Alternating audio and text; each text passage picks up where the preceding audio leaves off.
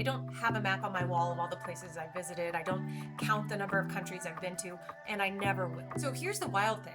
Most Americans only take an international trip about once every 6 to 7 years, if at all. And yet, when we finally get this chance to take this vacation of our dreams, what do? We rush through it. Like we need to experience all of the things all at once. Otherwise, we'll never get to do it again, right? We have put all of our eggs in one basket, and this has to be the perfect trip to Italy. And to be honest, I've never really wanted travel to feel like that. I loved traveling solo. I wanted something deeper, more meaningful, more connected. I wanted travel, not vacation. And then I read this book called In Praise of Slowness by Carl Honore. I'll post it up here for you guys so you can see it. And it's all about slow living. And within it, he also discusses slow travel. And that's what we're talking about today. Years later, I'm no longer a solo traveler. I am married. And thank goodness we travel the same way, because this philosophy shapes exactly how we build our trips and how we travel together. And today, I'm going to show you how to do it. So let's start with the numbers. Americans average only 146 international overseas trips per 1,000 people. So that works out to roughly one international trip for every 6 to 7 years per person. Now, that's for the people who are traveling. There are plenty of people who never leave the United States at all. If this is such a rare thing for us, why do we turn it into a sprint? In my opinion, social media fuels a lot of this. Researchers call it travel dysmorphia. It's interesting. It's sort of the pressure to have the perfect trip, to document the perfect trip. Every time that you can get a shot that's going to make people feel envious, even if the experience passes by in a blur. And honestly, this is something that we as Western countries, I think, are experiencing in general, right? I would also argue it's the same thing about weddings and parties and other big events. The point of living life for me is to live it and enjoy it, not to live it for someone else. Because at the end of the day, let's be really very brutally honest, nobody cares. So even if somebody is scrolling through your Instagram feed and they see a picture of you standing in Maui, like, wow, they might have this moment of go, ah, man, I wish I could do that. Or, oh, that's so cool that they could do that. Or, oh, I can't believe they get to do that. But then it's gone. And that doesn't impact you at all. And it feels like efficiency and the need to be seen or recognized sort of replaces the actual experience for a lot of people now. But here's the question. Is this efficiency, envy, whatever, replacing what we actually want? And I think that this type of behavior is replacing the actual thing. It's costing us the actual thing that we wanted and the very thing that we're searching for. So here's what happens when you marathon travel. First of all, your cortisol spikes. Overscheduling, early flights, and decision overload can put your body in this sort of like fight or flight mode, which pushes up your cortisol.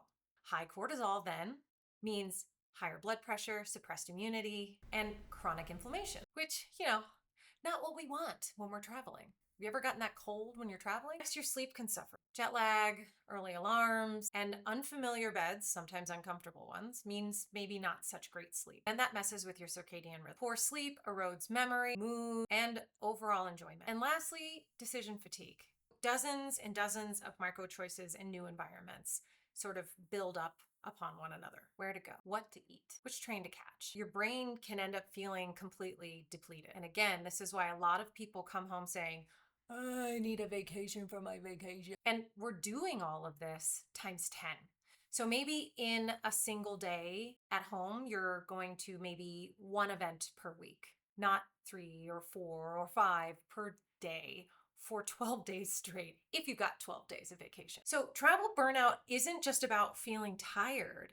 It's your body telling you it needs you to slow down. And the great thing is, just by slowing down, lowering the pace of your travel, all of this, the decision fatigue, the lack of sleep, the spiked cortisol, all goes away. And the impacts are significantly less devastating when you get home. Here's the good news.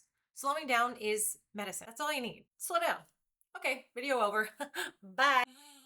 So funny. Research from Harvard actually says that slowing down actually lowers your blood pressure and your heart rate. Mindfulness practices like meditation, yoga, reduce cortisol, boost immune function, and even improve your digestion. Your brain processes experiences more fully when you feel good. By not rushing, you allow your brain to experience things in a richer, more fulfilling way. And now you're creating longer lasting memories that you can actually remember because your brain is functioning properly. So, slow travel doesn't just heal you, it ripples outward economically, environmentally, and socially. So, economically, longer stays mean more money for local cafes and markets and family businesses in the area, not just the tourist chains that attract the people who have decision fatigue, and Boss Frogs is the easiest place to go. Fewer flights and less constant movement means less of a carbon footprint, right? So you're not flying from one country to the next for 4 weeks in a row or 2 weeks in a row. You're just staying put. You've taken one flight there and you're going to take one flight home. Socially, you go and when you're visiting a new country and you spend time in one neighborhood for a week or for 2 weeks, you're not just a visitor. You sort of enter this liminal space where you become almost like a neighbor, where you're learning about the area in which you're staying. You will remember the shopkeepers and the baristas, and likewise, they will remember you. You can get into real discussion, real conversation, and start actually building this idea of being a citizen of the world. And I would think that for a lot of us who want to travel, this is huge. For me, that sense of belonging, of being in a place where I have taken the time to get to know the people whose neighborhood I'm staying in, is priceless. Those trips are the ones that I remember and I crave and I want to go back to again and again, because it's not just a trip that I took, it's a place where I've stayed. I've learned about the area, maybe about the culture, maybe about the food or the language. Now that place has a place in my heart, and I have friends there who I want to go and see. And knowing that sense of knowing and belonging all around the world is really truly incredible. Here's the irony. You would think that using tech or using AI would sort of force you to hurry up, or maybe you would use these things to help you to be more strategic and quicker and have a faster pace.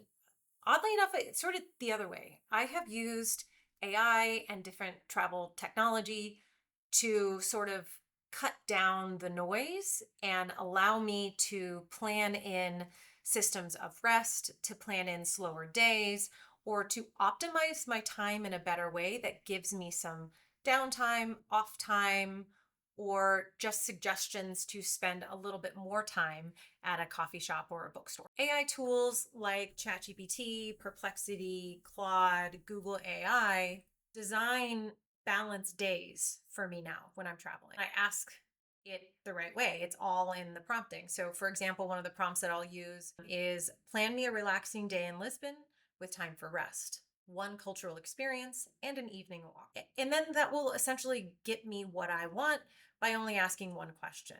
Whereas in the past, I would have to be reading through multiple different blogs and then try to see, okay, well, these things are important and they're kind of in the same area, so we should probably want to do these things.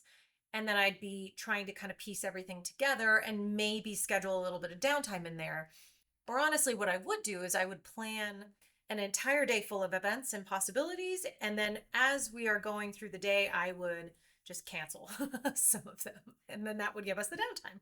But now I can ask AI to build in that time for me instead. So apps like Rome to Rio are incredibly helpful as well. That also helps with things like, hey, should I take a 2 hour train ride versus a 4 hour car ride or a 45-minute flight? And sometimes the 2 hour train ride gives me a little bit more downtime, maybe to read my book or to catch up with Sean, as opposed to rushing to the airport, getting on the plane and landing and spending the same amount of time, but not having any downtime. Sometimes, like when you use booking platforms, there are ways to get discounts if you stay longer than 5, 6 days. A lot of hotels and Airbnbs, short-term stays, whatever, plan on you being there 2 or 3 days at a time. But if you're adding a fifth day, sixth day, seventh day, a lot of times you'll get that day free. You'll get it 50% off, or you'll get 50% off the second week. So if you're considering a longer stay, try staying in one spot the entire time if you can. So slowing down in your travels is not about missing out. It's about getting more and having more depth. It's about returning home refreshed instead of completely wrecked. You've now got stories and memories instead of just like little snippets and anecdotes or the, oh my gosh, I can't believe I missed my train story that like everybody has at every dinner when they talk about traveling international. I'd rather come home with connections than checkpoints. Right? I don't have a map on my wall of all the places I visited. I don't count the number of countries I've been to, and I never will because it's not about that to me. And traveling slowly is embracing a different type of travel. And it's also keeping the human body, human consciousness, and psyche all in mind. Actually traveling with yourself and with your body in mind. What are you comfortable with? What makes you feel good? Do you want to nap at 2 o'clock in the afternoon? Cool. Do what's right for you. Nobody says that traveling has to happen one specific way. And definitely nobody is counting, judging, or paying attention to whether or not you saw all of the cool little tourist spots you should have seen when you were in Barcelona. Nobody cares. It's about you. That's all. So if this resonates with you, please drop a comment. If you feel like there's somebody that could benefit from this video, please share it.